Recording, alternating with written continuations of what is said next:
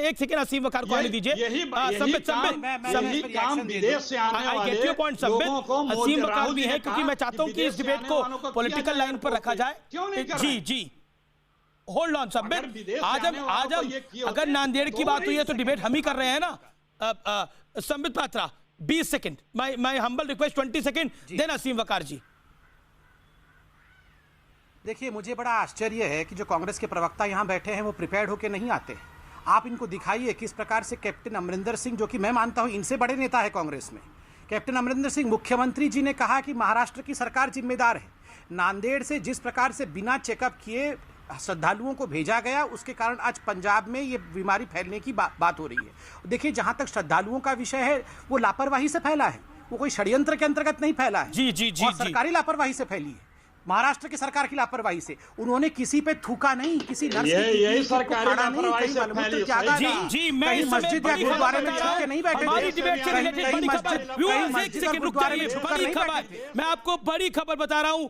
खालिस्तान के विषय में जो बोला गया, उसको लेकर सिख कम्युनिटी ने ट्वीट करा है, अभी मेरे पास आया है। उन्होंने बोला कि कुछ लोग होंगे तो होंगे, लेकिन भारत का सिख हिंदुस्तान के साथ खड़ा है, और आज से नहीं खड़ा, कई हजारों सालों से खड़ा है, ये कहा है। ये इस समय की बड़ी खबर मैं आपको बता दूं, इसीलिए ये बताना जरूरी है। नांदेड़ से भी मेरे साथ जनाब जुड़े हुए हैं, जो कि रविंदर सिंह बुंगई हैं, वो सचिव हैं गुरुद्वारा नांदेड़ के। मैं उनके पास भी चलूंगा, लेकिन असीम वकार के पास पहले मैं जाऊंगा, और फिर मैं मुजीबुर रहमान आपके पास भी आऊंगा। असीम वकार, एक तो पॉलिटिक्स अपनी तरफ है, दूसरा नांदेड़ को लेकर जो बात हो रही है, उस पर आप क्या कहना चाहते हैं?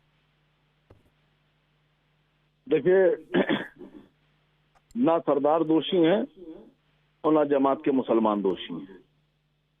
उनको भी कहना गलत, जो नांदेड़ से आए पंजाब की तरफ गए, और जो तबलीगी जमात के मरकज के बारे में बात की गई, हम उसका भी विरोध करते हैं।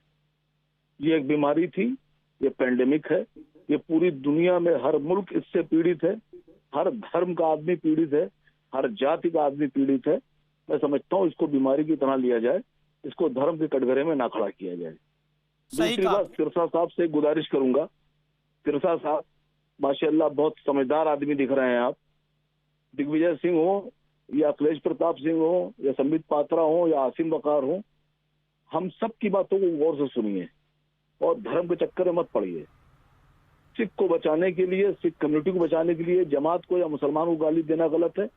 मुसलमान को बचाने के लिए सिख समुदाय के खिलाफ बोलना, मैं समझता हूँ कि ये अन्याय है, ये पाप होगा किसी धर्म को कहना।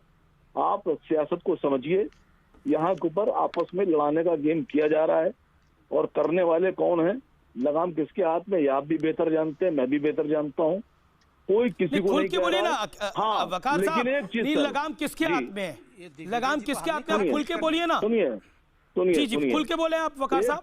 एक चीज मैं कहना चाहता हूँ कि सर, मेहरबानी करके किसी के बारे में अपशब्द इस्तेमाल मत कीजिए, वरना होगा ये कि मजबूरी में दूसरे को भी करना पड़ेगा, तो फिर बात बढ़ेगी। ये कोरोना की लड़ाई फिर धर्म में बदल जाएगी। किसी ने अपशब्द इस बहस में अभी तक बोला नहीं है। हमारी आपकी लड़ाई, सबकी लड़ाई, हमारी आपकी सबकी लड़ाई कोरोना से है, और कोरोना से ही इसको रहने दीजिए। इसके अलावा इस तरह की डिबेट में मैं बोलना पसंद नहीं करता। वकार साहब, सही कहा आपने, एक बात सही कही, लेकिन जमात के साथ तो नांदेड़ का कंपैरिजन ही नहीं हो सकता ना। जमात ने जो करा 2200 लोग छुपाकर, उसका कंपैरिजन नांदेड़ के साथ कैसे कर सकते हैं आप?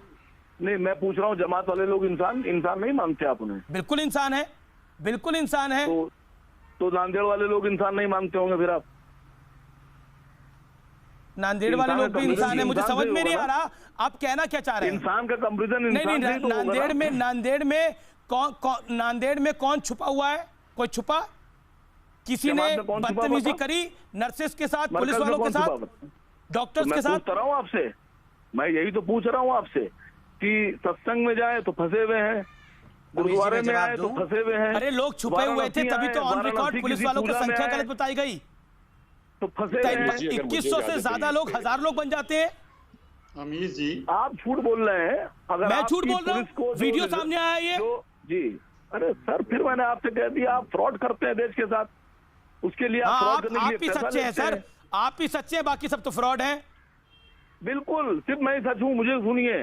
हाँ बाकी बिल्कुल आप सर, जो आप है ही वो सच्चे पैसे ही हैं, ले रहे बाकी हैं सब फ्रॉड फ्रॉड करने है। का, सर। अक्सर फ्रॉड ऐसे जी, ही जी, बोलते हैं अमीश जी। कि मैं सच हूँ, जी। बाकी पूरी दुनिया फ्रॉड है। अमीश जी आप दूसरे बोल हाँ, सकते जी, हैं। आप बोल रहे हैं, अब आप बोल रहे हैं अपने को, अब अपने को आप बोल रहे हैं सच, तो आप भी गिनती मैंने में तो आ गए अपने ना। आप को आप क्यों बेवजह मैंने में तो अपने बीजेपी आप की को तरफ से कुछ लोग नहीं रखते बोला, हैं? लेकिन आपने ना चाहते हुए भी अपने आप को सब कुछ बोल दिया। चलिए, मैं आपकी और अपनी बहस में नहीं फंसना चाहता, और मैं चाहता हूं कि ये देश बहुत बड़ा है, ये परेशानी बहुत बड़ी है, उस परेशानी की बात होनी चाहिए। असीम वकार, बीजेपी से संबित पात्रा को बिठाया है, उनको बोलने दीजिए। संबित पात्रा के नौकर नहीं है आप।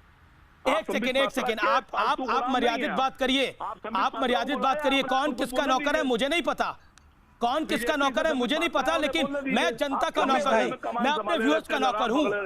आप होंगे किसी के नौकर। खटपट खटपट खटपट। अमीश भाई मैं आ सकता हूं? खटपट खटपट आप बोलते होंगे, और बोल रहे हैं खटपट खटपट खटपट। अमीश आवाज जी बंद रखिए अपनी, मैं आप बोल सकता हूं? अमीश जी मैं एक बात चुप रहिए आप, एक बात कहना चाहता हूं आवाज अमीश नीचे जी। करके बोलिए। इतनी बदतमीजी अगर आपने करी तो अमीश देवगन जवाब बड़ा कड़ा देगा आपको। चुप रहिए आप। खटपट खटपट खटपट, ये लोग लायक नहीं है टीवी